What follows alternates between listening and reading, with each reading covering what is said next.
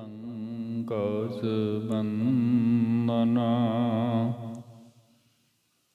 ਸਿਮਰੋ ਅੰਗਦ ਦੋਖ ਨੀਕੰਦਨ ਅਮਰਦਾਸ ਗੁਰ ਹਿਰਦੈ ਧਿਆਵੋ ਹਿਰਦੈ ਧਿਆਵੋ। ਸ਼੍ਰੀ ਗੁਰੂ ਰਾਮਦਾਸ ਗੁਣ ਗਾਵੋ। ਸ਼੍ਰੀ ਅਰਜਨ ਬਿਘਨਨ ਕੇ ਨਾਸ਼ਕ ਬਿਘਨਨ ਕੇ ਨਾਸਿਕ। ਹਰ ਗੋਬਿੰਦ ਸੁਭ ਸੁਮਤ ਪ੍ਰਕਾਸ਼ਕ। ਸ਼੍ਰੀ ਹਰਿ ਰਾਇ ਨਮੋ ਕਰ ਜੋਰੀ ਨਮੋ ਕਰ ਜੋਰੀ। ਗੁਰੂ ਹਰਿ ਕ੍ਰਿਸ਼ਨ ਮਨਾਇ ਬਹੋਰੀ। ਤੇਗ ਬਹਾਦਰ ਪਰਮ ਕਿਰਪਾਲਾ ਜੀ ਪਰਮ ਕਿਰਪਾਲਾ। ਸ਼੍ਰੀ ਗੁਰੂ ਗੋਬਿੰਦ ਸਿੰਘ ਵਿਸ਼ਾਲ ਧਰੋ ਧਰਾ ਧਰ ਪੁਨ ਪੁਨ ਸੀਸ ਜੀ ਪੁਨ ਪੁਨ ਸੀਸ। ਵੰਦਹੁ ਬਾਰ ਬਾਰ ਜਗਦੀਸ਼। ਜਿਸ ਮਹਿ ਅੰਮ੍ਰਿਤ ਗਿਆਨ ਹੈ ਮਾਨਕ ਭਗਤ ਵੈਰਾਗ। ਸ਼੍ਰੀ ਗੁਰੂ ਗ੍ਰੰਥ ਸਾਹਿਬ ਉਦਦ ਮੰਦਹੁ ਕਰ ਅਨੁਰਾਗ। ਏਕ ਓੰਕਾਰ ਸਤਿਗੁਰੂ ਤਿਹ ਪ੍ਰਸਾਦ ਸਚ ਹੋਏ। ਵਾਹਿਗੁਰੂ ਜੀ ਕੀ ਫਤਿਹ। ਵਿਘਨ ਵਿਨਾਸ਼ਨ ਸੋਏ। ਵਾਹਿਗੁਰੂ ਜੀ ਕੀ ਫਤਿਹ। ਵਿਘਨ ਵਿਨਾਸ਼ਨ ਸੋਏ। ਦੋਹਰਾ ਮਤੀ ਦਾਸ ਪ੍ਰਭ ਪੁਰ ਗਇਓ। ਕੰਪ ਉਠੇ ਸਿਖ ਔਰ ਤਰ ਕਰ ਤਰਾਸ ਵਿਸਾਲ ਕੋ। ਭਿਖ ਕਾਰੈ ਗ੍ਰਹਿ ਠੋਰ। ਪਰਮ ਸਨਮਾਨਯੋਗ ਚਵਰ ਛਤਰ ਤਖਤ ਦੇ ਮਾਲਕ ਜ਼ਾਹਰਾ ਜ਼ਹੂਰ ਹਾਜ਼ਰ ਹਜ਼ੂਰ ਸਰਬ ਕਲਾ ਭਰਪੂਰ ਸਤਿਗੁਰੂ ਸਾਹਿਬ ਸ੍ਰੀ ਗੁਰੂ ਗ੍ਰੰਥ ਸਾਹਿਬ ਜੀ ਮਹਾਰਾਜ ਸਤਿਗੁਰੂ ਜੀ ਕੀ ਪਾਵਨ ਪਵਿੱਤਰ ਹਜ਼ੂਰੀ ਅੰਦਰ ਹਾਜ਼ਰੀਨ। ਗੁਰੂ ਸਵਾਰੇ ਗੁਰੂ ਪਿਆਰੇ ਸਤ ਸੰਗੀ ਜਨੋ ਆਓ ਮਹਾਰਾਜ ਜੀ ਕੀ ਅਪਾਰ ਬਖਸ਼ਿਸ਼ ਨਾਲ ਸੰਧਿਆ ਵੇਲੇ ਦੇ ਪਾਵਨ ਪਵਿੱਤਰ ਦੀਵਾਨਾਂ ਦੀ ਪ੍ਰਾਰੰਭਤਾ ਕਰੀਏ। ਗੁਰੂ ਇਤਿਹਾਸ ਕੀ ਲੜੀਵਾਰ ਕਥਾ ਸਤਿਗੁਰੂ ਗੁਰੂ ਤੇਗ ਬਹਾਦਰ ਮਹਾਰਾਜ ਜੀ ਕੇ ਪਵਿੱਤਰ ਸਥਾਨਾਂ ਤੇ ਆਪ ਰੋਜ਼ਾਨਾ ਸਰਵਣ ਕਰਦੇ ਹੋ। ਚੱਲਦੀ ਆ ਰਹੀ ਲੜੀ ਅਨੁਸਾਰ ਸਤਿਗੁਰੂ ਜੀ ਕੇ ਜੀਵਨ ਬਿਰਤਾਂਤਾਂ ਨਾਲ ਜੁੜਨ ਦਾ ਆਪਾਂ ਯਤਨ ਕਰਦੇ ਹਾਂ। ਪ੍ਰਥਮ ਮਹਾਰਾਜ ਤੋਂ ਆਗਿਆ ਲਈਏ।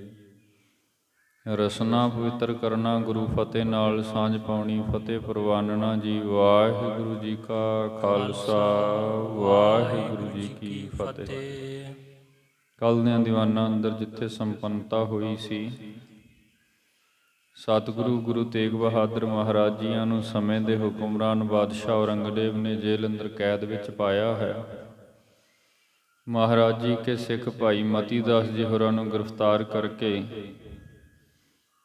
ਤੇ ਦੋਨਾਂ ਲੱਕੜਾਂ ਦੇ ਅੰਦਰ ਬੰਨ੍ਹ ਕਰਕੇ ਭਾਈ ਮਤੀ ਦਾਸ ਜੀ ਹੋਰਾਂ ਨੂੰ ਚੀਰ ਦਿੱਤਾ ਗਿਆ ਆਰੇ ਦੇ ਨਾਲ। ਜਿਵੇਂ ਭਾਈ ਸੰਤੋਖ ਸਿੰਘ ਸਾਹਿਬ ਹੋਰਾਂ ਨੇ ਲਿਖਿਆ ਅਰਧੋ ਅਰਧ ਚਿਰਾਏ ਸੁਡਾਰਾ ਧਰਿਓ ਬਿਰਥੀ ਪਰ ਹੈ ਫਾਰਾ। ਦੋਨੋਂ ਤਨ ਤੇ ਜਪਜੀ ਪੜੈ ਹੇਰਤ ਸਭ ਕੈ ਅਚਰਜ ਬੜੈ। ਭਾਈ ਸਾਹਿਬ ਭਾਈ ਮਤੀ ਦਾਸ ਜੀ ਜਿਨ੍ਹਾਂ ਨੂੰ ਦੋ ਤਖਤਿਆਂ ਦੇ ਅੰਦਰ ਬੰਨ੍ਹ ਕਰਕੇ ਤੇ ਸੀਸ ਤਿਆਰਾ ਰੱਖ ਕੇ ਦੋ ਹਿੱਸਿਆਂ ਵਿੱਚ ਚੀਰ ਦਿੱਤਾ ਗਿਆ। ਗੁਰੂ ਕਾ ਅਨੰਨ ਪਿਆਰ ਵਾਲਾ ਸਿੱਖ ਸ਼ਰਧਾ ਭਾਵਨਾ ਸਹਿਤ ਜਪਜੀ ਦਾ ਪਾਠ ਕਰ ਰਿਹਾ ਸੀ। ਦੋ ਹਿੱਸੇ ਹੋ ਗਏ ਤਨ ਦੇ ਲੇਕਿਨ ਜਦੋਂ ਤੱਕ ਪਾਠ ਦਾ ਭੋਗ ਨਹੀਂ ਪਿਆ, ਦੋਨਾਂ ਹਿੱਸਿਆਂ ਦੇ ਅੰਦਰੋਂ ਜਿਹੜੀ ਆਵਾਜ਼ ਹੈ, ਜਪਜੀ ਦਾ ਜਿਹੜਾ ਸ਼ਬਦ ਹੈ, ਉਸੇ ਤਰ੍ਹਾਂ ਨਿਰੰਤਰ ਚੱਲਦਾ ਰਿਹਾ। ਅਖੀਰ ਸਮਾਪਤੀ ਹੋਈ। ਸ਼ਲੋਕ ਆਪਾਂ ਪੜ੍ਹਦੇ ਹਾਂ। ਪਵਨ ਗੁਰੂ ਭਾਣੀ ਪਿਤਾ ਮਾਤਾ ਤਰਤ ਮਹੱਤ, ਦਿਵਸ ਰਾਤ ਵਿਦਾਈ ਦਾਇਆ, ਖੇਲੈ ਸਗਲ ਜਗਤ ਸਮਾਪਤੀ, ਤੇ ਸਰੀਰ ਸ਼ਾਂਤ ਹੋ ਗਿਆ। ਇਸ ਵਿਧ ਗੁਰੂ ਕੇ ਸਿੱਖ ਨੇ ਸ਼ਹਾਦਤ ਦਾ ਜਾਮ ਪ੍ਰਾਪਤ ਕੀਤਾ। ਉਸ ਤੋਂ ਅੱਗੇ ਹੁਣ ਹੁਕਮਰਾਨ ਜਿਵੇਂ ਕਰ ਰਹੇ ਹਨ, ਬਾਕੀ ਦੇ ਸਿੱਖ ਜੋ ਮਹਾਰਾਜ ਜੀ ਕੇ ਸੰਗ ਹਨ, ਜਿਨ੍ਹਾਂ ਦੇ ਅੰਦਰੋਂ ਭਾਈ ਮਤੀ ਦਾਸ ਜੀ ਨੂੰ ਸ਼ਹੀਦ ਕਰ ਦਿੱਤਾ ਗਿਆ, ਭਾਈ ਸਤੀ ਦਾਸ ਜੀ ਦਾ ਜ਼ਿਕਰ ਹੈ, ਦਿਆਲਾ ਜੀ ਜਾਂ ਹੋਰ ਸਿੱਖ ਜਿਹੜੇ ਮਹਾਰਾਜ ਜੀ ਦੇ ਨਾਲ 6 ਸਿੱਖ ਸਨ, ਉਹਨਾਂ ਵਿੱਚੋਂ 3 ਸਿੱਖਾਂ ਨੂੰ ਮਹਾਰਾਜ ਜੀਆਂ ਨੇ ਵਾਪਸ ਅਨੰਦਪੁਰ ਸਾਹਿਬ ਵੱਲ ਮੋੜ ਦਿੱਤਾ। ਸੁਨੇਹਾ ਵੀ ਦਿੱਤਾ। ਜਿਸ ਵਿਧ ਹੋਇਆ ਉਹ ਅੱਗੇ ਭਾਈ ਸੰਤੋਖ ਸਿੰਘ ਜੀ ਜ਼ਿਕਰ ਕਰਦੇ ਹਨ। ਚੌਪਈ ਨਿਸਾ ਪਰੀ ਬੜ ਭਇਓ ਅੰਧੇਰਾ।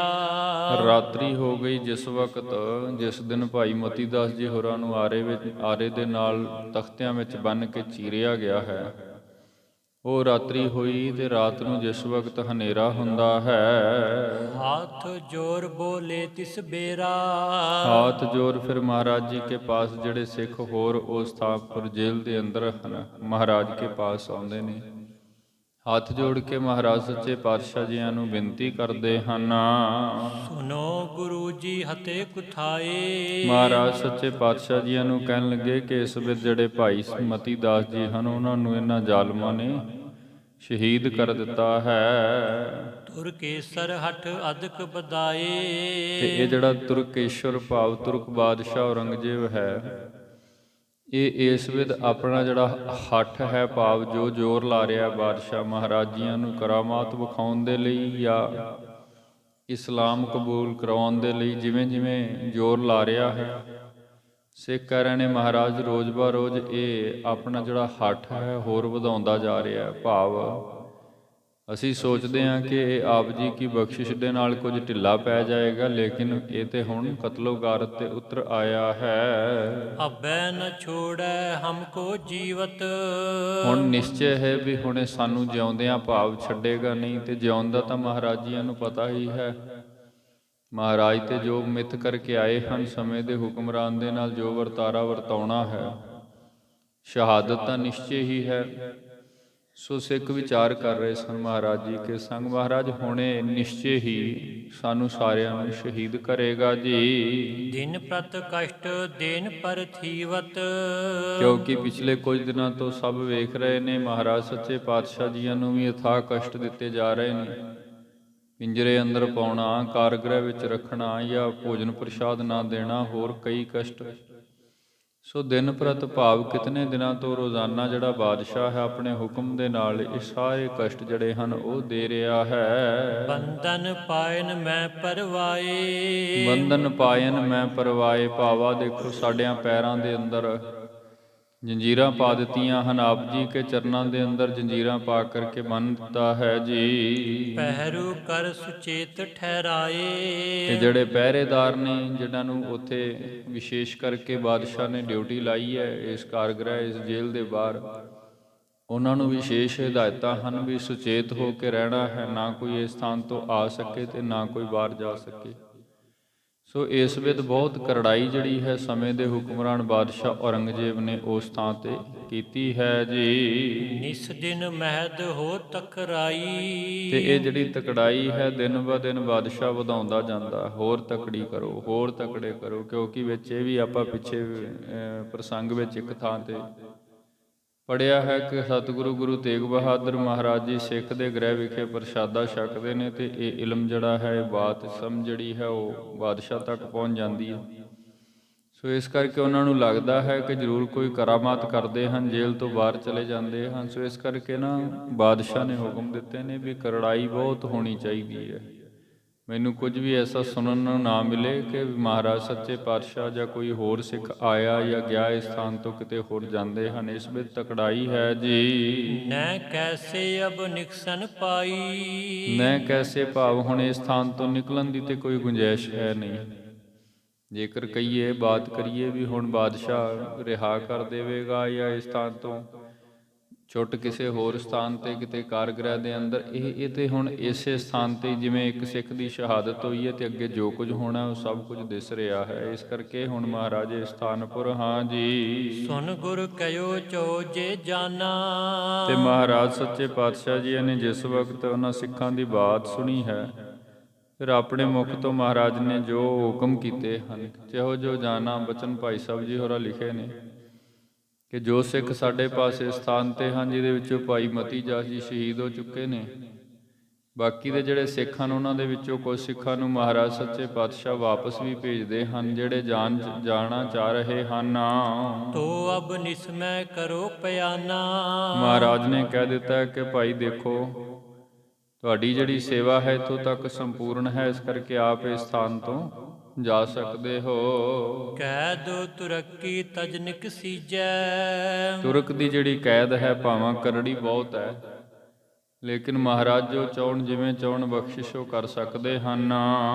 ਚਲੇ ਜਾਓ ਨਿਸ ਕਰ ਸੁਖ ਲੀਜੈ। ਮਹਾਰਾਜ ਨੇ ਕੁਝ ਸਿੱਖਾਂ ਨੂੰ ਹੁਕਮ ਦਿੱਤੇ ਸਨ, ਸਾਡਾ ਇਤਿਹਾਸ ਕਹਿੰਦਾ, ਜਿਹਦੇ ਵਿੱਚੋਂ ਖਾਸ ਕਰਕੇ ਬਾਬਾ ਬੁੱਢਾ ਜੀ ਕੇ ਸੁਪੁੱਤਰ ਭਾਈ ਗੁਰਦਿੱਤਾ ਜੀ ਕੇ ਸੁਪੁੱਤਰ ਜਾਂ ਭਾਈ ਜੀਵਨ ਸਿੰਘ ਜੀ, ਭਾਈ ਜੈਤਾ ਜੀ, ਜਿਨ੍ਹਾਂ ਨੂੰ ਆਪਾਂ ਕਹਿੰਦੇ ਹਾਂ, ਜਿਹੜੇ ਹੋਰ ਮਹਾਰਾਜ ਸੱਚੇ ਪਾਤਸ਼ਾਹ ਜੀਆਂ ਦੇ ਨਾਲ ਸਿੱਖ ਤੁਰੇ ਹੋਏ ਸਨ, ਮਹਾਰਾਜ ਨੇ ਆਪਣੇ ਹੁਕਮ ਦੇ ਨਾਲ ਇਹਨਾਂ ਨੂੰ ਉਸ ਸਥਾਨ ਤੋਂ ਰਿਹਾ ਕਰਵਾ ਕੇ ਤੇ ਵਾਪਸ ਆਨੰਦਪੁਰ ਸੁਨੇਹਾ ਭੇਜਣ ਦੇ ਲਈ ਇਹ ਸਭ ਇੰਤਜ਼ਾਮ ਜਿਹੜਾ ਹੈ ਪਹਿਲਾਂ ਆਪ ਕੀਤਾ ਹੈ। ਸੋ ਇਸ ਵਿਧ ਮਹਾਰਾਜ ਨੇ ਕਿਹਾ ਵੀ ਸਾਡੇ ਲਈ ਇਹ ਜਿਹੜੀ ਕੈਦ ਹੈ ਇਹ ਕੋਈ ਔਖੀ ਨਹੀਂ ਹੈ ਜੀ। ਸੁਨ ਸਿੱਖਿਆਨ ਜਿਨ ਮਨ ਡਰ ਹੋਲੇ। ਜਿਹੜੇ ਸਿੱਖ ਮਹਾਰਾਜ ਸੱਚੇ ਪਾਤਸ਼ਾਹ ਜੀਆਂ ਤੋਂ ਹੁਕਮ ਲੈਂਦੇ ਹਨ, ਬੋਲੇ ਤਵ ਸਰਦਾਤੇ ਡੋਲੇ। ਭਾਵ ਇਸ ਵਿਧ ਨਾ ਜਿਹੜੇ ਸਿੱਖ ਮਹਾਰਾਜ ਸੱਚੇ ਪਾਤਸ਼ਾਹ ਜੀ ਜਿਨ੍ਹਾਂ ਨੂੰ ਇਸ਼ਾਰਾ ਕਰਦੇ ਹਨ, ਉਹ ਇਸ ਸਥਾਨ ਤੋਂ ਜਾਂਦੇ ਹਨ। ਬੰਧਨ ਪਰੇ ਅੰਗ ਮਹਿ ਭਾਰੇ। ਲੇਕਿਨ ਇੱਥੇ ਜਿਤਨੇ ਵੀ ਸਿੱਖ ਬਾਦਸ਼ਾਹ ਨੇ ਕੈਦ ਕੀਤੇ ਹੋਏ ਹਨ, ਉਹਨਾਂ ਨੂੰ ਬੰਧਨ ਭਾਵ ਜਿਹੜਾ ਹੈ ਬੜੇ ਕਰੜੇ ਤਰੀਕੇ ਦੇ ਨਾਲ ਜੰਜੀਰਾਂ ਆਦਿਕ ਬੰਨ੍ਹ ਕਰਕੇ ਸਤਿਗੁਰੂ ਗੁਰੂ ਤੇਗ ਬਹਾਦਰ ਸਾਹਿਬ ਸੱਚੇ ਪਾਤਸ਼ਾਹ ਜੀਓ ਕੇ ਸੰਗ ਰੱਖਿਆ ਗਿਆ ਹੈ। ਸਰਬ ਕਲਾ ਸਮਰਥ ਗੁਣ ਖਾਨੀ। ਲੇਕਿਨ ਧੰਨ ਗੁਰੂ ਤੇਗ ਬਹਾਦਰ ਸੱਚੇ ਪਾਤਸ਼ਾਹ ਮਹਾਰਾਜ ਜੋ ਕਿ ਸਰਬ ਕਲਾ ਸਮਰੱਥ ਹਨ, ਕਹਾਂ ਰਚੋ ਕੋ ਸਕੈ ਨ ਜਾਨੀ। ਮਹਾਰਾਜ ਜੀ ਕੀ ਜੁਗਤ ਕੀ ਹੈ, ਮਹਾਰਾਜ ਕਿਉਂ ਇਹਨਾਂ ਨੂੰ ਭੇਜ ਰਹੇ ਹਨ ਜਾਂ ਕਿਉਂ ਤਿੰਨ ਸਿੱਖ ਆਪਣੇ ਪਾਸ ਨੇ, ਇਹ ਸਾਰਾ ਮਾਜਨਾ ਕੀ ਹੈ ਤੇ ਕੇਵਲ ਮਹਾਰਾਜ ਆਪ ਹੀ ਜਾਣਦੇ ਹਨ।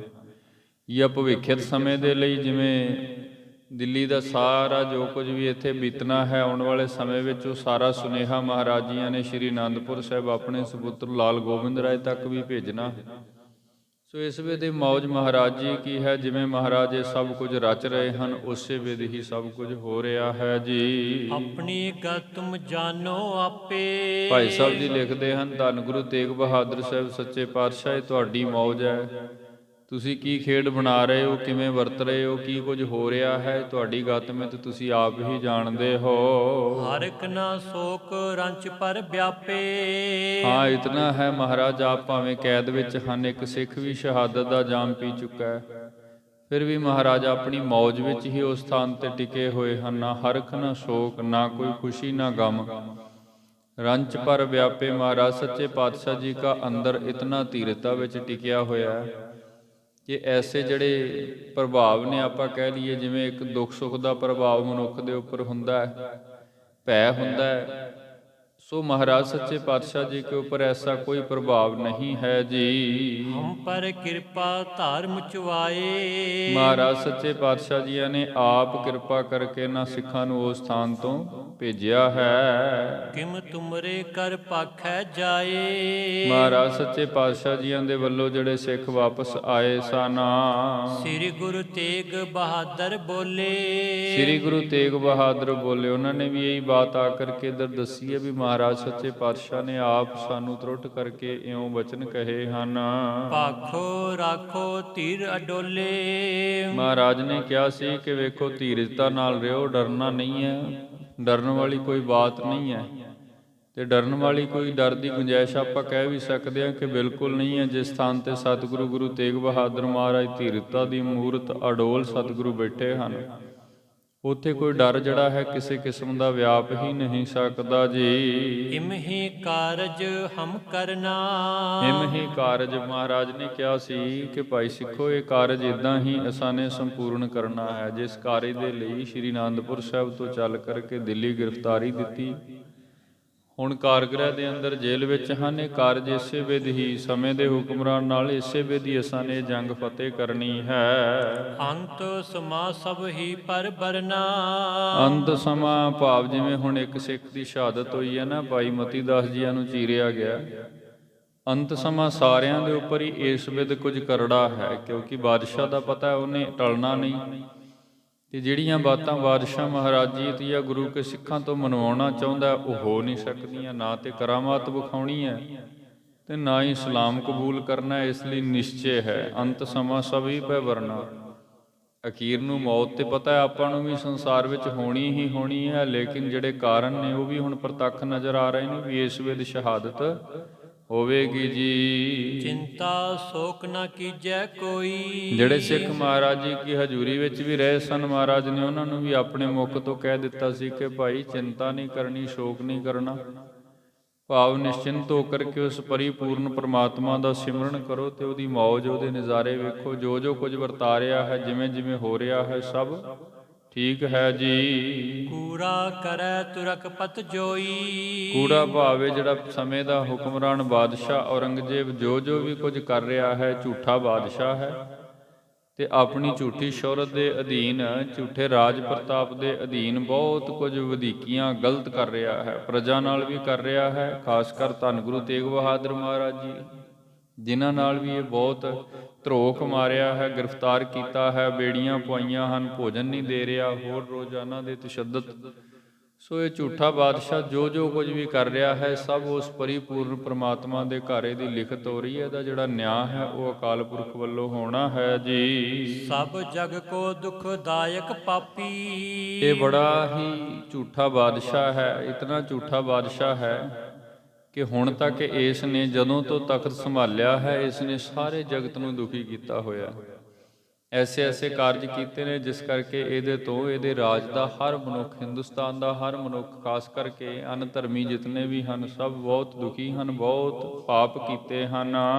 ਬਿਨ ਸਹਿ ਬਜੈ ਨ ਤੇਜ ਕਦਾਪੀ। ਹੁਣ ਤੇ ਤਖਤ ਇਸ ਨੂੰ ਪ੍ਰਤਾਪ ਪ੍ਰਾਪਤ ਹੋਇਆ ਹੈ, ਲੇਕਿਨ ਹੁਣ ਇਸ ਤੋਂ ਅੱਗੇ ਇਹਦਾ ਕੋਈ ਤੇਜ ਪ੍ਰਤਾਪ ਜਿਹੜਾ ਵਧੇਗਾ ਨਹੀਂ। ਹੁਣ ਤੋਂ ਅੱਗੇ ਇਹਦੀ ਵਿਨਾਸ਼ਤਾ ਹੀ ਵਿਨਾਸ਼ਤਾ ਹੈ, ਨਾਸ਼ ਹੀ ਨਾਸ਼ ਹੈ ਜੀ। ਪੂਰਬ ਜਨਮ ਕਰੇ ਤਪ ਭਾਰੇ। ਤੇ ਮਹਾਰਾਜ ਨੇ ਇਹਦੇ ਰਾਜੇ ਬਣਨ ਦਾ ਕਾਰਨ ਵੀ ਦੱਸਿਆ ਹੈ। ਗੁਰਦੇਵ ਕਹਿ ਰਹੇ ਸਨ, ਭਾਈ ਸਿੱਖੋ ਕਾਰਨ ਇਹ ਹੈ ਕਿ ਇਹਨੇ, ਇਸ ਬਾਦਸ਼ਾਹ ਨੇ ਆਪਣੇ ਪੂਰਬਲੇ ਜਨਮਾਂ ਦੇ ਵਿੱਚ ਬਹੁਤ ਭਾਰੀ ਤਪ ਕੀਤੇ ਹੋਏ ਨੇ ਤੇ ਤਪ ਦਾ ਫਲ ਜਿਹੜਾ ਹੈ ਇਸ ਜਨਮ ਦੇ ਵਿੱਚ ਮਨੁੱਖ ਨੂੰ ਰਾਜ ਮਿਲਦਾ। ਅਸੀਂ ਉੱਦਾਂ ਵੀ ਵੇਖਦੇ ਹਾਂ, ਪੁਰਾਤਨ ਸਮੇਂ ਦੇ ਵਿਦਵਾਨਾਂ ਦੇ ਕਥਨ ਨੇ, ਤਪੋ ਰਾਜ ਰਾਜੋ ਨਰਕ।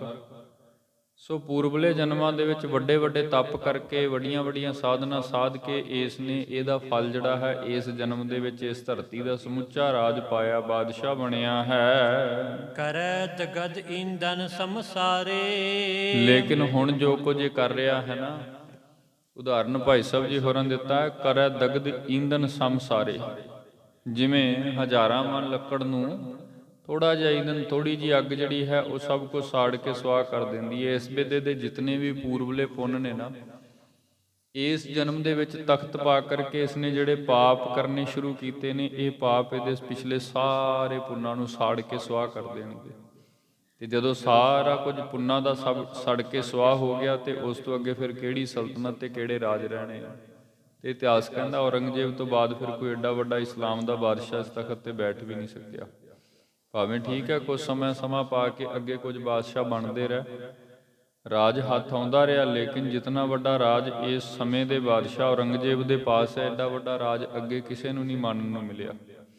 ਸੋ ਜਿਤਨੇ ਵੀ ਪੂਰਬਲੇ ਜਨਮਾਂ ਦੇ ਤਪ ਨੇ ਤੇ ਉਹ ਤਪਾਂ ਦੇ ਜਿਹੜੇ ਫਲ ਪੁੰਨ ਇਸ ਨੂੰ ਪ੍ਰਾਪਤ ਹੋਏ ਨੇ, ਇਸ ਜਨਮ ਦੇ ਅੰਦਰ ਭਾਰੀ ਪਾਪ ਕਰਕੇ ਤੇ ਇਸ ਨੇ ਆਪਣੇ ਸਾਰੇ ਪੁੰਨ ਜਿਹੜੇ ਹਨ ਉਹ ਸਾੜ ਲਏ ਹਨ ਤੇ ਜਿਹੜੇ ਬਚੇ ਹਨ ਸ਼ੀਸ਼, ਉਹ ਹੁਣ ਮਹਾਰਾਜ ਜੀ ਕੇ ਸੰਗ ਹੁਜਤ ਕਰਕੇ ਸਾੜ ਰਿਹਾ ਹੈ ਜੀ। ਸਾਹਿਬ ਜਾਦਾ ਅਬ ਲਖਨੌਰ। ਤੇ ਮਹਾਰਾਜ ਨੇ ਇਹ ਵੀ ਕਹਿ ਕੇ ਵੇਖੋ, ਜਿਹੜੇ ਸਾਡੇ ਸਾਹਿਬਜ਼ਾਦੇ ਧੰਨ ਗੁਰੂ ਗੋਬਿੰਦ ਰਾਏ ਸਾਹਿਬ ਜੀ ਕੀ ਬਾਤ ਹੈ, ਉਹ ਇਸ ਵਕਤ ਮਾਤਾ ਜੀਓ ਕੇ ਸੰਗ ਲਖਨੌਰ ਵਿੱਚ ਵਿਚਰ ਰਹੇ ਹਨ। ਬਦਿਓ ਸਰੀਰ ਭਇਓ ਬਲ ਠੋਰ। ਉਹ ਵੀ ਹੁਣ ਉਮਰ ਕਰਕੇ ਵੱਡੇ ਹੋ ਗਏ ਨੇ, ਸਰੀਰ ਵੀ ਕੁਝ ਅਰਬਲਾ ਵੱਧ ਗਈ ਹੈ, ਸਰੀਰ ਬਲਸ਼ਾਲੀ ਹੋ ਗਿਆ ਹੈ ਜੀ। ਆਪਣੋ ਪੁਰ ਸੰਭਾਰੋ ਜਾਈ। ਤੇ ਹੁਣ ਉਹ ਜਾ ਕਰਕੇ ਆਪਣੇ ਨਗਰ ਨੂੰ ਸੰਭਾਲ ਲੈਣਗੇ। ਭਾਵ ਆਨੰਦਪੁਰ ਸਾਹਿਬ ਮਹਾਰਾਜ ਜਿਸ ਵਕਤ ਉੱਥੋਂ ਤੁਰੇ ਨੇ ਬੜੀ ਬਖਸ਼ਿਸ਼ ਕੀਤੀ ਹੋਈ ਹੈ। ਸੋ ਗੁਰੂ ਤੇਗ ਬਹਾਦਰ ਮਹਾਰਾਜ ਤੇ ਇਧਰ ਦਿੱਲੀ ਚਾਂਦਨੀ ਚੌਂਕ ਵਿਖੇ ਜਿੱਥੇ ਮਹਾਰਾਜ ਜੀ ਕੀ ਸ਼ਹਾਦਤ ਹੁੰਦੀ ਹੈ, ਜੇਲ੍ਹ ਦੇ ਅੰਦਰ ਗ੍ਰਿਫਤਾਰ ਕੀਤੇ ਹੋਏ ਨੇ ਬਾਦਸ਼ਾਹ ਵੱਲੋਂ। ਧੰਨ ਗੁਰੂ ਗੋਬਿੰਦ ਰਾਏ ਸਾਹਿਬ ਜੀ ਮਹਾਰਾਜ ਜੋ ਕਿ ਲਖਨੌਰ ਦੇ ਪਾਸ ਮਾਤਾ ਜੀ ਕੇ ਸਾਥ ਮਾਤਾ ਮਹਾਰਾਜ ਜੀ ਕੇ ਨਾਨਕੇ ਪਿੰਡ ਵੀ ਅਸੀਂ ਕਹਿ ਸਕਦੇ ਉਸ ਸਥਾਨ ਤੇ ਵਿਚਰ ਰਹੇ ਹਨ। ਮਹਾਰਾਜ ਕਹਿਣ ਲੱਗੇ, ਭਾਈ ਸਿੱਖੋ, ਜੇ ਤੁਸੀਂ ਇਸ ਸਥਾਨ ਤੋਂ ਜਾ ਰਹੇ ਹੋ ਨਾ, ਤੇ ਜਿਹੜੇ ਸਾਡੇ ਸਾਹਿਬਜ਼ਾਦੇ ਸਾਡਾ ਵਸਾਇਆ ਨਗਰ ਸ੍ਰੀ ਅਨੰਦਪੁਰ ਸਾਹਿਬ ਉਤੇ ਠਹਿਰ ਕਰਕੇ ਉਹ ਨਗਰ ਦੀ ਸੰਭਾਲ ਕਰਨਗੇ। ਨਿਰਭੈ ਬਸੋ ਤੈ ਚਿੰਤ ਨਾ ਕਾਈ। ਉਸ ਸਥਾਨ ਤੇ ਨਿਰਭੈ ਹੋ ਕੇ ਡਰ ਤੋਂ ਰਹਿਤ ਹੋ ਕਰਕੇ ਵਸਣਾ। ਕਿਸੇ ਵੀ ਸਮੇਂ ਦੇ ਹੁਕਮਰਾਨ ਦੀ ਕੋਈ ਭੈ ਰੱਖਣ ਦੀ, ਕੋਈ ਚਿੰਤਾ ਕਰਨ ਦੀ ਕੋਈ ਜ਼ਰੂਰਤ ਨਹੀਂ ਹੈ ਜੀ। ਸੁਭ ਆਨੰਦਪੁਰ ਅਦਕ ਬਸਾਵੋ। ਤੇ ਸਾਡੇ ਲਾਲ ਜੀਆਂ ਨੂੰ ਇਹ ਕਹਿ ਵੀ ਦੇਣਾ ਵੀ ਆਨੰਦਪੁਰ ਜਿਹੜਾ ਨਾ ਇਹਨੂੰ ਹੋਰ ਅੱਗੇ ਵਸੇਬਾ ਵਧਾਉਣਾ ਹੈ। ਧੰਨ ਗੁਰੂ ਗੋਬਿੰਦ ਸਿੰਘ ਸਾਹਿਬ ਮਹਾਰਾਜ ਕੇ ਅੱਗੇ ਇਤਿਹਾਸ ਵਿੱਚ ਵੀ ਆਵੇਗਾ, ਜਿਵੇਂ ਜਿਵੇਂ ਮਹਾਰਾਜ ਜੀਆਂ ਨੇ ਕਿਲੇ ਬਣਵਾਏ, ਗੜੀਆਂ ਬਣਵਾਈਆਂ। ਸੋ ਜਿਹੜਾ ਆਨੰਦਪੁਰ ਸ਼ਹਿਰ ਨਗਰ ਅਸੀਂ ਵਸਾ ਕਰਕੇ ਆਏ ਨਾ, ਉਹਦੇ ਵਿੱਚ ਵਾਧਾ ਕਰਨਾ, ਉਸ ਨਗਰ ਨੂੰ ਹੋਰ ਅੱਗੇ ਵਧਾਉਣਾ ਹੈ ਜੀ। ਅਬ ਨਾ ਰਹੋ ਏਠਾ ਚਲ ਜਾਵੋ। ਤੇ ਇਹ ਵੀ ਕਹਿ ਦੇਣਾ ਵੀ ਹੁਣ ਉੱਥੋਂ ਦੀ ਸਾਰੀ ਜ਼ਿੰਮੇਵਾਰੀ ਜਿਹੜੀ ਹੈ ਉਹ ਆਪ ਜੀ ਕੇ ਹੱਥ ਹੈ। ਇਹ ਲਖਨੌਰ ਇਸ ਸਥਾਨ ਤੇ ਬਹੁਤਾ ਸਮਾਂ ਨਹੀਂ ਠਹਿਰਨਾ, ਸ਼ੀਘਰ ਜਲਦੀ ਚੱਲ ਕਰਕੇ ਆਪਣੇ ਨਗਰ ਦੀ ਸੰਭਾਲ ਕਰਨੀ ਹੈ। ਇਹ ਸੰਦੇਸ਼ਾ ਪਨੋ ਹਮਾਰੋ। ਸਾਡੇ ਲਾਲ ਜੀਓ ਦੇ ਪਾਸ ਇਹ ਜਿਹੜਾ ਸੰਦੇਸ਼ਾ ਹੈ, ਧੰਨ ਗੁਰੂ ਗੋਬਿੰਦ ਰਾਏ ਸਾਹਿਬ ਮਹਾਰਾਜ ਜੀ ਕੇ ਪਾਸ ਸਾਡਾ ਇਹ ਸੰਦੇਸ਼ਾ ਦੇ ਦੇਣਾ, ਕਿਉਂਕਿ ਮਹਾਰਾਜ ਜੀ ਕੇ ਪਾਸ ਤੋਂ ਇਹਨਾਂ ਸਿੱਖਾਂ ਨੇ ਜਾਣਾ ਹੈ। ਚਿੰਤਾ ਸੋਕ ਨਾ ਕਛੂ ਉਰਦਾਰੋ। ਕਿਸੇ ਕਿਸਮ ਦੀ ਕੋਈ ਵੀ ਚਿੰਤਾ, ਕੋਈ ਵੀ ਸ਼ੋਕ ਇਦਾਂ ਮਨ ਦੇ ਅੰਦਰ ਕੋਈ ਐਸਾ ਭਾਵ ਜਿਹੜਾ ਹੈ ਉਹ ਲਿਆਉਣ ਦੀ ਜ਼ਰੂਰਤ ਨਹੀਂ ਹੈ, ਕਿਉਂਕਿ ਪੂਰੇ ਗੁਰੂ ਦੀ ਬਖਸ਼ਿਸ਼ ਹੈ।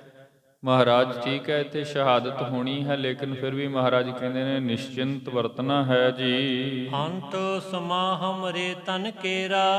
ਇਹ ਜਿਹੜਾ ਸਾਡਾ ਤਨ ਹੈ, ਭਾਵ ਗੁਰੂ ਤੇਗ ਬਹਾਦਰ ਮਹਾਰਾਜ ਜੀ ਕੇ ਆਪਣੇ ਸਰੀਰ ਦੀ ਬਾਤ ਹੈ। ਮਹਾਰਾਜ ਕਹਿ ਰਹੇ ਸਨ ਸਾਡੇ ਤਨ ਦਾ ਜਿਹੜਾ ਅਖੀਰਲਾ ਸਮਾਂ, ਜਿਹਨੂੰ ਅਸੀਂ ਮੌਤ ਦਾ ਜਾਂ ਤਨ ਛੁੱਟਣ ਦਾ ਸਮਾਂ ਕਹਿੰਦੇ ਹਾਂ, ਕੇਤਕ ਦਿਵਸ ਪਹੁੰਚਿਓ ਨੇਰਾ।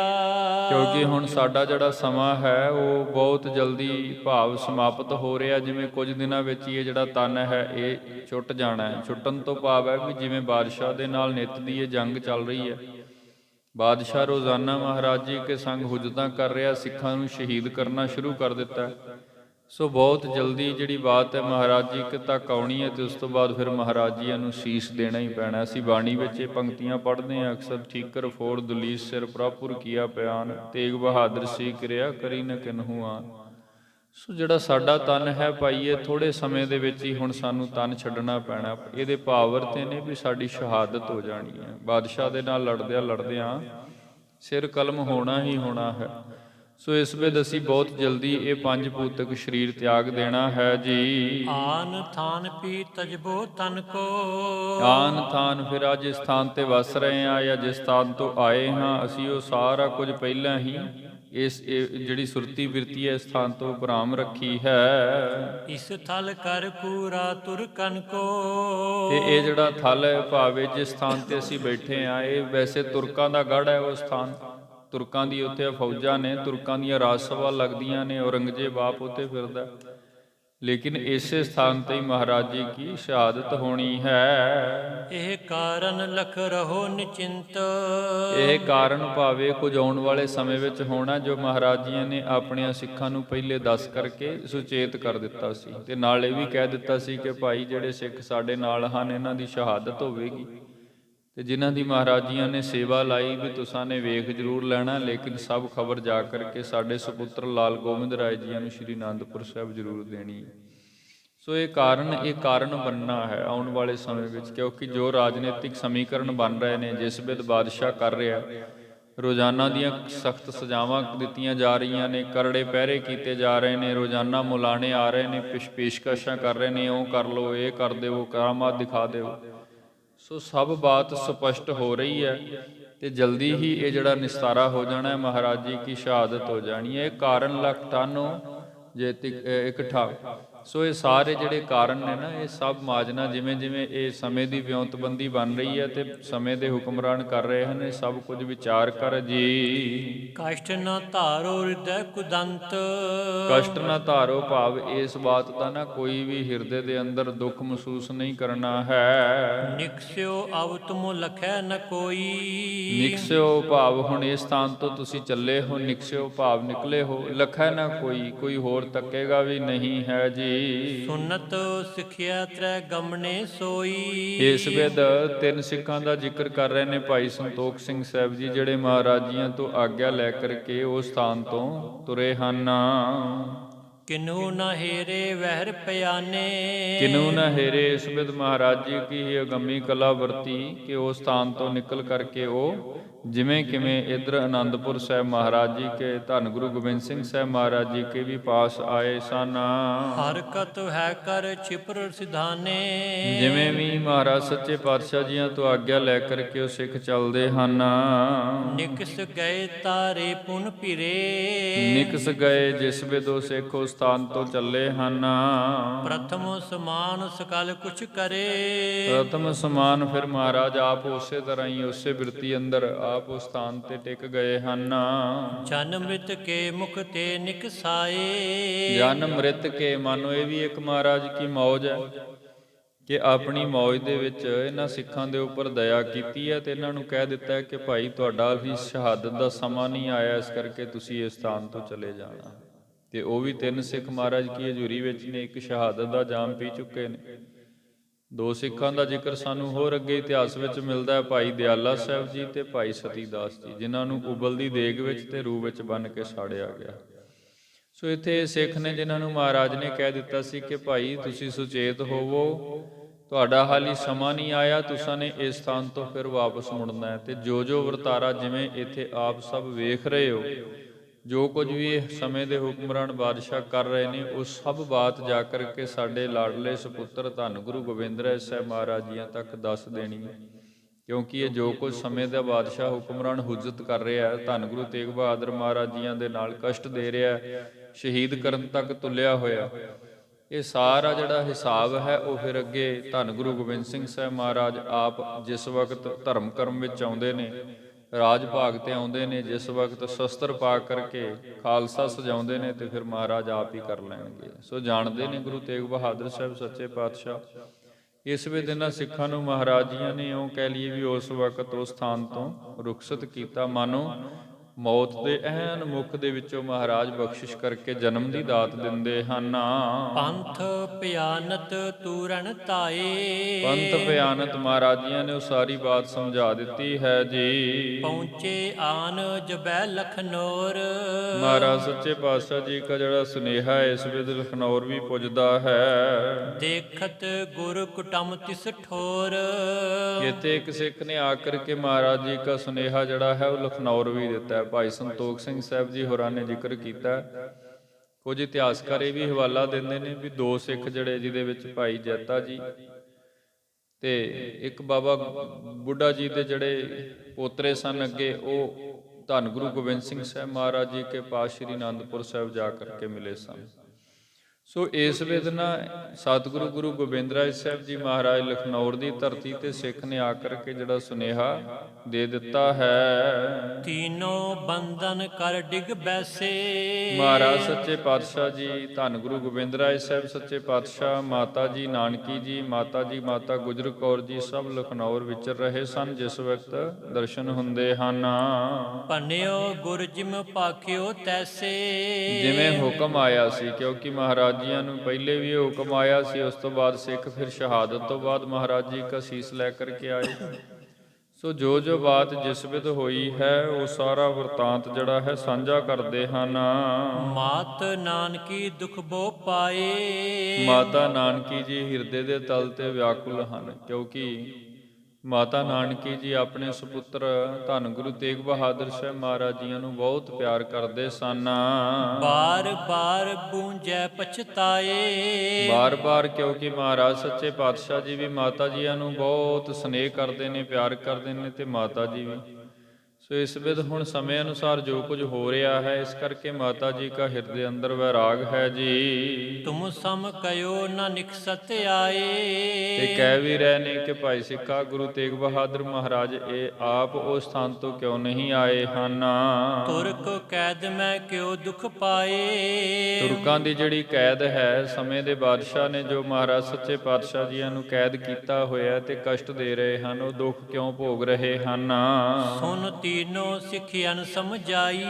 ਫਿਰ ਮਹਾਰਾਜ ਸੱਚੇ ਪਾਤਸ਼ਾਹ ਜੀ ਦਾ ਜਿਹੜਾ ਸੁਨੇਹਾ ਹੈ ਇਸ ਵਿਦ ਮਾਤਾ ਜੀਆਂ ਨੂੰ ਮਿਲਦਾ ਹੈ। ਕਹਿ ਕੇ ਅੰਤ ਸਮਾਨ ਕਰਾਈ। ਮਹਾਰਾਜ ਜੀਆਂ ਨੇ ਕਹਿ ਦਿੱਤਾ ਸੀ ਵੀ ਹੁਣ ਅਖੀਰਲਾ ਸਮਾਂ, ਤਨ ਦੇ ਛੁੱਟਣ ਦਾ ਸਮਾਂ ਜਿਹੜਾ ਹੈ ਉਹ ਨਜ਼ਦੀਕ ਹੈ, ਸ਼ਹਾਦਤ ਹੋਵੇਗੀ, ਸਮਾਂ ਦੱਸ ਰਿਹਾ ਹੈ। ਹੁਕਮਰਾਨ ਜੋ ਕੁਝ ਕਰ ਰਹੇ ਨੇ, ਰਾਜਨੀਤੀ ਜਿੱਦਾਂ ਵਰਤ ਰਹੀ ਹੈ। ਸੋ ਇਸ ਕਰਕੇ ਮਹਾਰਾਜ ਜੀ ਦਾ ਸੁਨੇਹਾ ਪ੍ਰਥਮ ਮਾਤਾ ਜੀਓ ਕੇ ਪਾਸ ਦਿੱਲੀ ਤੋਂ ਇਉਂ ਆਇਆ ਹੈ। ਇਸ ਤੋਂ ਅੱਗੇ ਜਿਹੜੇ ਫਿਰ ਸਿੱਖ ਆਏ ਉਹ ਤੇ ਫਿਰ ਮਹਾਰਾਜ ਜੀ ਦਾ ਸੀਸ ਹੀ ਲੈ ਕਰਕੇ ਆਏ ਗੁਰੂ ਕੋ। ਸੋ ਇਸ ਵੇਦੰਤ ਸਮੇਂ ਨੂੰ ਜਾਣ ਕਰਕੇ ਨਾ ਇੱਕ ਸੁਨੇਹਾ ਹੀ ਦਿੱਤਾ ਹੈ ਜੀ। ਇਹਾਂ ਤਿਆਗ ਤਨ ਕੂਰੋ ਕਰੈ। ਇਹਾਂ ਤਿਆਗ ਭਾਵ ਇਸ ਸਥਾਨ ਤੇ ਹੀ ਹੁਣ ਇਹ ਜਿਹੜਾ ਝੂਠਾ ਤਨ ਹੈ ਇਸ ਦਾ ਤਿਆਗ ਕਰ ਦੇਣਾ ਹੈ ਜੀ। ਰਾਜ ਤੇ ਤੁਰਕਨ ਕੋ ਹਰੈ। ਤੇ ਜਦੋਂ ਤੱਕ ਇਹ ਤਨ ਦਾ ਤਿਆਗ ਨਹੀਂ ਹੁੰਦਾ, ਭਾਵ ਇਉਂ ਸਮਝ ਲਈਏ ਵੀ ਜਦੋਂ ਤੱਕ ਸ਼ਹਾਦਤ ਨਹੀਂ ਹੁੰਦੀ, ਇਹ ਤੁਰਕਾਂ ਦਾ ਤੇਜ ਇਸੇ ਵਿਧ ਵਧੇਗਾ। ਵਧੇਗਾ ਕਿਵੇਂ? ਕਿਉਂਕਿ ਆਪਣੇ ਤੇਜ ਦੇ ਨਾਲ, ਆਪਣੇ ਰਾਜ ਦੀ ਤਾਕਤ ਦੇ ਨਾਲ, ਸੱਤਾ ਦੇ ਨਸ਼ੇ ਦੇ ਅੰਦਰ ਇਹ ਆਮ ਲੋਕਾਂ ਨੂੰ, ਸਨਾਤਨੀ ਮੱਤ ਵਾਲਿਆਂ ਨੂੰ, ਹੋਰ ਧਰਮਾਂ ਵਾਲਿਆਂ ਨੂੰ ਧਰਮ ਤਬਦੀਲ ਕਰਨ ਦੇ ਲਈ ਜ਼ੋਰ ਲਾਉਣਗੇ। ਸੋ ਜੇਕਰ ਧਰਮ ਬਚਾਉਣਾ ਹੈ, ਆਰੰਭ 'ਚ ਜਿੱਥੋਂ ਆਪਾਂ ਇਹ ਸਾਰੀ ਵਾਰਤਾ ਪ੍ਰਾਰੰਭ ਕੀਤੀ ਸੀ, ਜੇਕਰ ਧਰਮ ਬਚਾਉਣਾ ਹੈ ਤੇ ਹੁਣ ਕੇਵਲ ਤੇ ਕੇਵਲ ਗੁਰੂ ਤੇਗ ਬਹਾਦਰ ਮਹਾਰਾਜ ਹੀ ਹਨ। ਧਰਮ ਹੇਤ ਸਾਕਾ ਜਿਨ ਕੀਆ, ਸੀਸ ਦੀਆ ਪਰ ਸਿਰ ਨਾ ਦੀਆ। ਜੇਕਰ ਹੁਣ ਧਰਮ ਬਚਾਉਣਾ ਹੈ ਤੇ ਗੁਰੂ ਤੇਗ ਬਹਾਦਰ ਮਹਾਰਾਜ ਹੀ ਹਨ ਜਿਹੜੇ ਇਹਨਾਂ ਦੇ ਵੱਧਦੇ ਹੋਏ ਰਾਜ ਤੇਜ ਨੂੰ ਠੱਲ ਪਾ ਸਕਦੇ ਨੇ, ਇੱਥੇ ਹੀ ਰੋਕ ਸਕਦੇ ਨੇ। ਵਰਨਾ ਜੇਕਰ ਮਹਾਰਾਜ ਆਪ ਸ਼ਹਾਦਤ ਨਹੀਂ ਦਿੰਦੇ ਤੇ ਫਿਰ ਇਹਨਾਂ ਨੇ ਉਸੇ ਤਰ੍ਹਾਂ ਜ਼ੁਲਮੀ ਵਰਤਾਰੇ ਜਿਹੜੇ ਹਨ ਉਹ ਆਮ ਲੋਕਾਈ ਦੇ ਉੱਪਰ, ਪ੍ਰਜਾ ਦੇ ਉੱਪਰ ਵਰਤਾਉਣੇ ਹਨ। ਤੁਮ ਆਨੰਦਪੁਰ ਜਾਣੇ ਕਹਿਓ। ਤੁਮ ਆਨੰਦਪੁਰ ਤੇ ਵੀ ਮਹਾਰਾਜ ਜੀ ਦਾ ਸੁਨੇਹਾ ਆਇਆ ਹੈ ਕਿ ਤੁਸੀਂ ਬਹੁਤਾ ਸਮਾਂ ਇਸ ਸਥਾਨ ਤੇ ਨਹੀਂ ਵਿਚਰਨਾ। ਕਿਉਂਕਿ ਇਤਿਹਾਸ ਦਾ ਇੱਕ ਪੱਖ ਇਹ ਵੀ ਕਹਿੰਦਾ ਕਿ ਗੁਰੂ ਤੇਗ ਬਹਾਦਰ ਮਹਾਰਾਜ ਜਿਸ ਵਕਤ ਗ੍ਰਿਫਤਾਰੀ ਦੇਣ ਦੇ ਲਈ ਦਿੱਲੀ ਵੱਲ ਤੁਰੇ ਸਨ, ਰਾਹਾਂ ਵਿੱਚ ਬਹੁਤ ਸਮਾਂ ਲੱਗਿਆ ਸੀ ਗ੍ਰਿਫਤਾਰ ਹੁੰਦਿਆਂ ਤੱਕ। ਤੇ ਫਿਰ ਗ੍ਰਿਫਤਾਰੀ ਤੋਂ ਅੱਗੇ ਕੋਈ 2-3 ਮਹੀਨਿਆਂ ਦਾ ਸਮਾਂ ਉਸ ਸਥਾਨ ਤੇ ਮਿਲ ਜਾਂਦਾ ਸਾਨੂੰ, ਜਿਸ ਵਕਤ ਬਾਦਸ਼ਾਹ ਨੇ ਜੋ ਜਿਸ ਵਿਧ ਮਹਾਰਾਜ ਸੱਚੇ ਪਾਤਸ਼ਾਹ ਜੀਆਂ ਦੇ ਨਾਲ ਹੁਜਤਾਂ ਕੀਤੀਆਂ। ਸੋ ਉਸ ਵਕਤ ਮਾਤਾ ਜੀ ਤੇ ਸਾਹਿਬਜ਼ਾਦਾ ਬਾਬਾ ਧੰਨ ਗੁਰੂ ਗੋਬਿੰਦ ਰਾਏ ਸਾਹਿਬ ਮਹਾਰਾਜ ਲਖਨੌਰ ਦੀ ਧਰਤੀ ਤੇ ਮਾਮਾ ਕਿਰਪਾਲ ਚੰਦ ਜੀ ਜਿੱਥੇ ਉਹਨਾਂ ਦਾ ਆਪਣਾ ਨਿਵਾਸ ਹੈ। ਸੋ ਇਸ ਤੋਂ ਅੱਗੇ ਫਿਰ ਇਹ ਹੁਕਮ ਵੀ ਆ ਗਿਆ ਹੈ ਵੀ ਹੁਣ ਤੁਸੀਂ ਨੇ ਜਲਦੀ ਆਨੰਦਪੁਰ ਸਾਹਿਬ ਜਾ ਕਰਕੇ ਉੱਥੋਂ ਦੀ ਸਾਰੀ ਸਾਂਭ ਸੰਭਾਲ ਆਦਿਕ ਕਰਨੀ ਹੈ ਜੀ। ਨਿਜਪੁਰ ਬਸੋ ਇਹੀ ਗੁਰ ਚਹਿਓ। ਤੇ ਕਹਿ ਦਿੱਤਾ ਹੈ, ਮਹਾਰਾਜ ਜੀ ਦਾ ਸੁਨੇਹਾ ਦੇ ਦਿੱਤਾ ਹੈ ਕਿ ਮਹਾਰਾਜ ਚਾਹੁੰਦੇ ਹਨ ਨਿਜਪੁਰ, ਆਪਣੇ ਨਗਰ ਵਿੱਚ ਜਾ ਕੇ ਵਸੋ ਤੇ ਉਸ ਸਥਾਨ ਤੇ ਹੀ ਟਿਕ ਜਾਓ। ਸਾਸ ਨੁਖਾ ਦੋਨੋਂ ਦੁਖ ਪਾਵੈ। ਸਾਸ ਨੁਖਾ ਭਾਵ ਇੱਕ ਤਾਂ ਸੱਸ ਮਾਤਾ ਨਾਨਕੀ ਜੀ, ਨੁਖਾ ਨੂੰ ਧੰਨ ਮਾਤਾ ਗੁਜਰ ਕੌਰ ਜੀ। ਜਿਸ ਵਕਤ ਇਹ ਸੁਨੇਹਾ, ਇਹ ਬਚਨ ਸੁਣਦੇ ਹਨ ਤੇ ਹਿਰਦਾ ਜਿਹੜਾ ਹੈ ਵਿਆਕੁਲ ਹੁੰਦਾ ਹੈ। ਕਹਾਂ ਕਰੀਕਤ ਸਤਿਗੁਰ ਧਿਆਵੈ। ਮਹਾਰਾਜ ਸੱਚੇ ਪਾਤਸ਼ਾਹ ਜੀਆਂ ਨੂੰ ਯਾਦ ਕਰਦੇ ਨੇ, ਮਾਤਾ ਜੀ ਵੀ ਯਾਦ ਕਰਦੇ ਨੇ, ਮਾਤਾ ਗੁਜਰ ਕੌਰ ਜੀ ਵੀ ਯਾਦ ਕਰਦੇ ਨੇ ਤੇ ਇਹ ਵੀ ਵਿਚਾਰਦੇ ਹਨ ਵੀ ਪਤਾ ਨਹੀਂ ਕੀ ਮੌਜ ਹੈ ਸਵਾਮੀ ਜੀ ਕੀ ਗੱਤ ਹੈ ਉਹਨਾਂ ਦੀ। ਕਿਉਂਕਿ ਆਪਾਂ ਬਚਨ ਪੜ੍ਹਦੇ ਹਾਂ ਨਾ, ਤੁਮਰੀ ਗੱਤ ਮੈਂ ਤੁਮ ਹੀ ਜਾਣੀ। ਕੀ ਮੌਜ ਹੈ, ਕਿਵੇਂ ਕਿਸ ਸਥਾਨ ਤੇ ਕਿੱਦਾਂ ਵਰਤਣਾ ਹੈ, ਕੀ ਕੌਤਕ ਵਰਤਾਉਣੇ ਹਨ, ਸਾਨੂੰ ਅਲਪੱਗ ਜੀਵਨ ਵੇਦਾ ਕੀ ਪਤਾ ਹੈ। ਅਸੀਂ ਤੇ ਕੇਵਲ ਇੰਨਾ ਹੀ ਕਹਿ ਸਕਦੇ ਹਾਂ ਵੀ ਮਹਾਰਾਜ ਜੀ ਕੀ ਬਖਸ਼ਿਸ਼ ਹੈ। ਲੇਕਿਨ ਜੋ ਉਹਨਾਂ ਦੀ ਗਤਮਿਤ ਹੈ, ਜਿਸ ਵਿਦ ਜਿਸ ਥਾਂ ਤੇ ਸਰੀਰ ਛੁੱਟਣਾ ਹੈ, ਜਿਸ ਥਾਂ ਤੇ ਤੁਰਕ ਨਾਲ ਟਾਕਰਾ ਹੋਣਾ ਹੈ ਜਾਂ ਜਿਸ ਥਾਂ ਤੇ ਮੇਲ ਮਿਲਾਪ ਹੋਣੇ ਹਨ, ਉਹ ਤੇ ਉਹਨਾਂ ਦੀ ਮੌਜ ਉਹ ਆਪ ਹੀ ਜਾਣਦੇ ਹਨ ਤੇ ਆਪ ਹੀ ਉਹਨਾਂ ਨੇ ਆਪਣੇ ਜੀਵਨ ਵਿੱਚ ਇਹ ਸਾਰਾ ਵਰਤਾਰਾ ਵਰਤਾਇਆ ਹੈ। ਸੋ ਇਸ ਬਾਤ ਨੂੰ ਸਿਮਰ ਕਰਕੇ ਮਾਤਾ ਨਾਨਕੀ ਜੀ ਤੇ ਮਾਤਾ ਗੁਜਰ ਕੌਰ ਗੁਰੂ ਕੇ ਮਹਿਲ ਜਿਹੜੇ ਹਿਰਦੇ ਦੇ ਤਲ ਤੇ ਵਿਆਕੁਲ ਹੋਏ ਹਨ। ਬਾਲ ਸਰੂਪ ਕਯੋ ਗੁਰਪੁਰੇ, ਬਾਲ ਸਰੂਪ ਬਾਲ ਰੂਪ ਧੰਨ ਗੁਰੂ ਗੋਬਿੰਦ ਰਾਏ ਸਾਹਿਬ ਜੀਓ ਮਹਾਰਾਜ। ਹੈ ਅਨੰਦਪੁਰ ਕੇਤਕ ਦੂਰੇ, ਆਨੰਦਪੁਰ ਸਾਹਿਬ ਇਸ ਸਥਾਨ ਤੋਂ ਕਿਤਨੀ ਦੂਰ ਹੈ ਜੀ। ਤੈ ਰਮਨੀਕ ਥਾਨ ਹੈ ਨਾਹੀ, ਉਹ ਜਿਹੜਾ ਪਵਿੱਤਰ ਸਥਾਨ ਜਿਸ ਸਥਾਨ ਨੂੰ ਸਤਿਗੁਰੂ ਗੁਰੂ ਤੇਗ ਬਹਾਦਰ ਮਹਾਰਾਜ ਜੀਆਂ ਨੇ ਵਸਾਇਆ ਹੈ। ਸਤਿਗੁਰਪੁਰ ਬਸਾਏ ਜਿਸ ਮਾਹੀ, ਸਤਿਗੁਰੂ ਦਾ ਵਸਾਇਆ ਹੋਇਆ ਉਹ ਮਹਾ ਪਵਿੱਤਰ ਨਗਰ, ਮਹਾ ਪਵਿੱਤਰ ਨਗਰੀ ਜੋ ਜਿਸ ਸਥਾਨਪੁਰ ਹੈ ਜੀ। ਪਹੁੰਚਨ ਬਸਵੇ ਆਇਸ ਦੀਨ, ਮਹਾਰਾਜ ਜੀਆਂ ਨੇ ਆਸ਼ੀਰਵਾਦ ਦੇ ਦਿੱਤਾ, ਆਗਿਆ ਦੇ ਦਿੱਤੀ ਹੈ ਉਸ ਸਥਾਨ ਤੇ ਹੀ ਵਸਣਾ ਹੈ ਜੀ। ਤੁਮ ਹਮ ਜਾਏ ਤਾਂ ਹਿਤ ਕੀਨ, ਇਸ ਕਰਕੇ ਮਹਾਰਾਜ ਕਹਿ ਰਹੇ ਨੇ ਵੀ ਹੁਣ ਪਿਤਾ ਗੁਰਦੇਵ ਜੀ ਕੀ ਆਗਿਆ ਆ ਚੁੱਕੀ ਹੈ, ਇਸ ਲਈ ਉਸ ਸਥਾਨਪੁਰ ਜਾ ਕਰਕੇ ਹੀ ਰਹਿਣਾ ਹੈ, ਇਸੇ ਵਿੱਚ ਹੀ ਹਿਤ ਹੈ ਜੀ। ਦੋਨੋਂ ਮਾਤਨ ਸੋ ਕਹਿ ਬੈਨ, ਦੋਨੋਂ ਮਾਤਾਵਾਂ ਮਾਤ ਗੁਜਰ ਕੌਰ ਜੀ ਮਾਤ ਨਾਨਕੀ ਜੀ ਮਾਤਾ ਜੀਆਂ ਦੇ ਨਾਲ ਇਉਂ ਆਪਣੇ ਜਿਹੜੇ ਕੋਮਲ ਬਚਨ ਹਨ ਲਾਲ ਗੋਬਿੰਦ ਰਾਏ ਜੀ ਹੋਰਾਂ ਨੇ ਸਾਂਝੇ ਕੀਤੇ ਹਨ। ਮਾਨੋ ਬਾਕ ਚਿੰਤ ਕੋ ਹੈ ਨ, ਮਹਾਰਾਜ ਕਹਿਣ ਲੱਗੇ ਮਾਤਾ ਜੀਆਂ ਨੂੰ ਕਿ ਆਪ ਚਿੰਤਾ ਨਾ ਕਰੋ, ਪਿਤਾ ਗੁਰਦੇਵ ਦੇ ਬਚਨ ਮੰਨੋ। ਇਹ ਇੱਕ ਬੜੀ ਆਪਣੇ ਆਪ ਦੇ ਵਿੱਚ ਮਹਾਨ ਬਾਤ ਹੈ ਗੁਰਮੁਖੋ, ਕਿਉਂਕਿ ਉਸ ਵਕਤ ਲਾਲ ਗੋਬਿੰਦ ਰਾਏ ਜੀ ਹੋਰਾਂ ਦੀ ਆਰਬਲਾ ਕੋਈ 9-10 ਵਰ੍ਹਿਆਂ ਦੇ ਲਗਭਗ ਹੈ। ਫਿਰ ਵੀ ਮਹਾਰਾਜ ਸੱਚੇ ਪਾਤਸ਼ਾਹ ਗੁਰੂ ਤੇਗ ਬਹਾਦਰ ਸਾਹਿਬ ਜੀ ਆਪਣੇ ਲਾਲ ਜੀਆਂ ਨੂੰ ਉਹ ਸਾਰਾ ਗੁਰਤਾ ਗੱਦੀ ਸਾਰਾ ਸੌਂਪ ਕਰਕੇ ਆਪ ਦਿੱਲੀ ਵੱਲ ਨੂੰ ਤੁਰੇ ਸਨ।